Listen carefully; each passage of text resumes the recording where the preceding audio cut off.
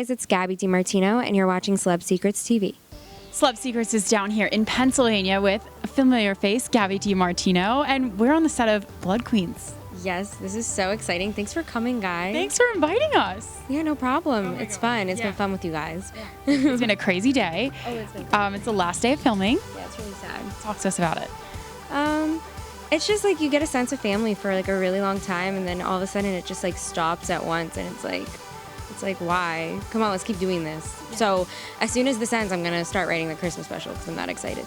Yeah. And we're in June, but we're looking into October now with Blood Queens. So take us through this third season. What are we gonna expect? Obviously Halloween themed. Oh yeah, it's Halloween themed, of course. It's not so much a parody of Scream Queens anymore. I kind of like dug deep into like myself and kind of wrote something that was me, and I'm just so sick of copying things and people, and it's like as a YouTuber, like you get caught in this like web of parodizing shit. Sorry, I just cursed. But it's just like, it's refreshing to just create something in your head and then see it happen in real life that is completely separate from any other entity that's already been done.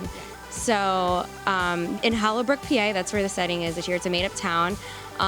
It holds a lot of history with like covens, and the girls don't know this, and you don't know why exactly they moved here of all places, because they're very luxurious, they're very posh. It's very, very different for them to be living here. Like you would be like, why? Okay. So I kind of set up this whole setting to be like completely different from them, and it's very similar to like, I'd say Rosewood in Pretty Little Liars. Mm-hmm. It's very like historic, rustic, antique shops, psychic readings, like bookshops, bookstores. It's just a really cool new setting, and we have so many new characters, and the show is completely darker than it's ever been, which I'm really excited about because I'm more like dark than fluff, and people like have a hard time believing that, but I'm more of like a horror movie fan than like a girly or chick flick girl. So I've always been into horror stuff, so this has been right up my alley, and like because we don't have a killer this season, it's just supernatural powers we're dealing with. The horizon is endless. With a killer, you're very limited with scenes and creativity, and I just like to make shit up out of my ass. I know this is like probably really bad to be saying that, but no. With superpowers, you can make like the impossible possible. Yeah. So it's been so fun. And were there any movies in particular that inspired you, or just like witchcraft in general? Style-wise, I've been very inspired, obviously, by American Horror Story Coven mixed with Scream Queens, but storyline, I guess the humor was very inspired by Little Hours with Dave Franco and Aubrey Plaza. But other than that, like, this is just completely raw from myself. Like, I've never done any writing even close to season 3 of Blood Queens. Like, the writing of season 1 and 2 was completely parodized by Scream Queens. This is its like own entity. It's definitely its own entity, and I would definitely call it Blood Queens Coven instead of like Blood Queens season 3 at this point, because it's just so different. Yeah. And is there anything maybe that you're most proud of? Because you did write this all yourself. Yes, I am just like very proud of how every single person I've casted is not like professional. They're like my friends, and they've impressed me so much. Like, their acting has gotten so much better, especially Nash, like from season 1. If you see a reel from like season 1 till now, she has blossomed. Like, she's one of the best actresses here on set, I think. And I want to talk about the new characters as well. You teased that a little bit. Maybe elaborate a little more on that. So we meet Gabi number 2 and Darren, and their characters are really close. You later find out they're related, and that's not like spoiling anything because it's just there. Eventually, it's not like gonna ruin the storyline if I tell you guys that. But Darren is like this shy, quirky bookstore guy, and he causes some conflict between Gabi and Alistair. And Gabi number 2 is there because obviously I wanted to copy or parodize something in the season from Scream Queens because it was so different. I still have that Scream Queens fan base that I don't want to lose, so obviously I'm like, I'm gonna grab a Gabi number 2 because I became friends with Jessica in November, and she is also an Ariana wannabe online like I was before, and I was like, you know what, why don't we just make fun of this shit? Like, let's make people laugh. Yeah. So I made her Gabi number 2, which was Ariana's character in Scream Queens, Chanel number 2. Mm-hmm. And she has a very, very similar role, but she also stirs the pot a little bit, and like people are just so taken back with a very unexpected scene that's involved with her. So she kind of is added in to turn the plot a little bit. And what's maybe one storyline that you're really dying for people to see here in upcoming episodes? Because I know there's like 5 episodes, right? There's actually a few little subplots in like the big plot. I'm not going to give away the big plot, but we do see Gabi having an affair. We see, you don't know why she's doing this though. You get answers eventually. We see Nash and Chastity become a couple, which is pretty cool. And we also see Claire kind of form an inner strength that almost might be competing with Gabi. So I'm really excited for everyone to see this and everything unfold, because imagine all of this, but then with superpowers. Oh my Crazy, God. right? Like, what were you thinking when you were in the writer's room? Like, okay, I want the superpowers, I want this, I want that. Like, how did you assign it to each different person? I kind of thought about each person. Well, when I write characters, I think of who they are in real life, because who they are in real life means they can nail a role if it's very similar to that.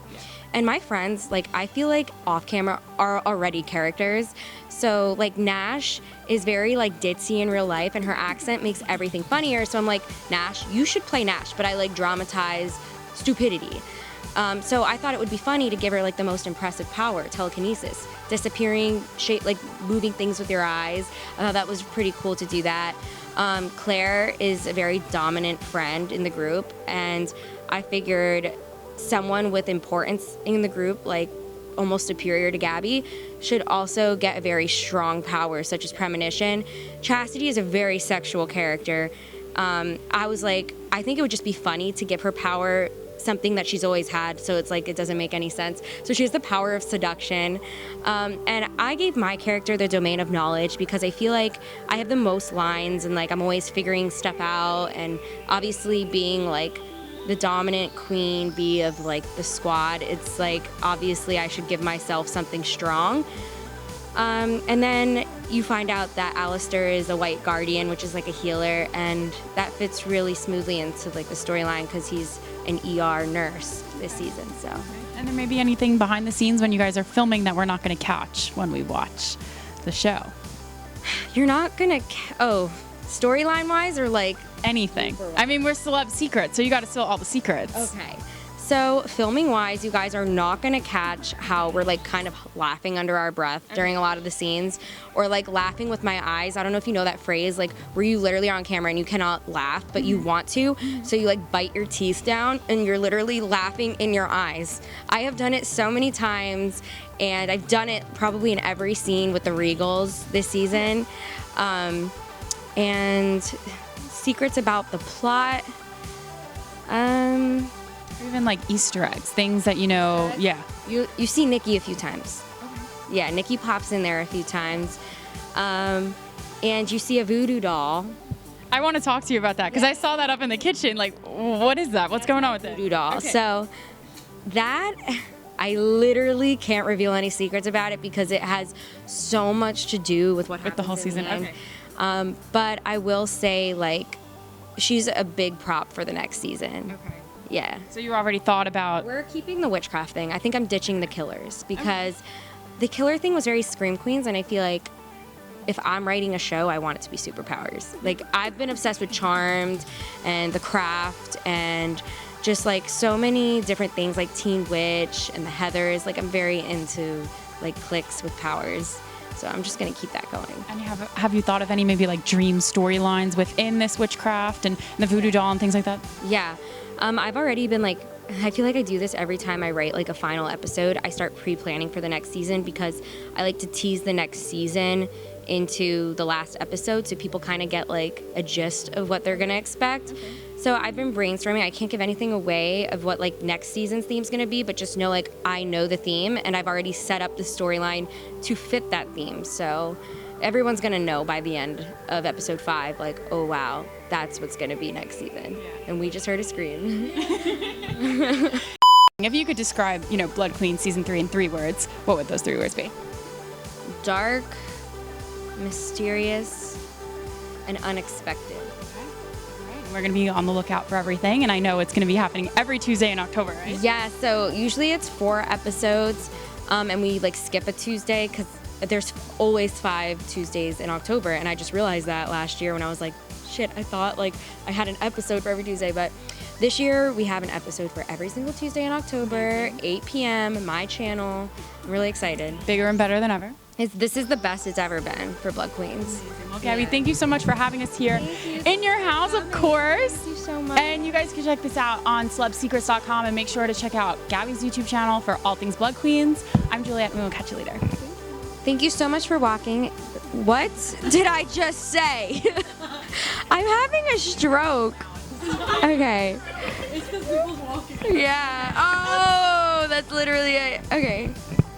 Thank you so much for watching, and make sure to subscribe to Celeb Secrets.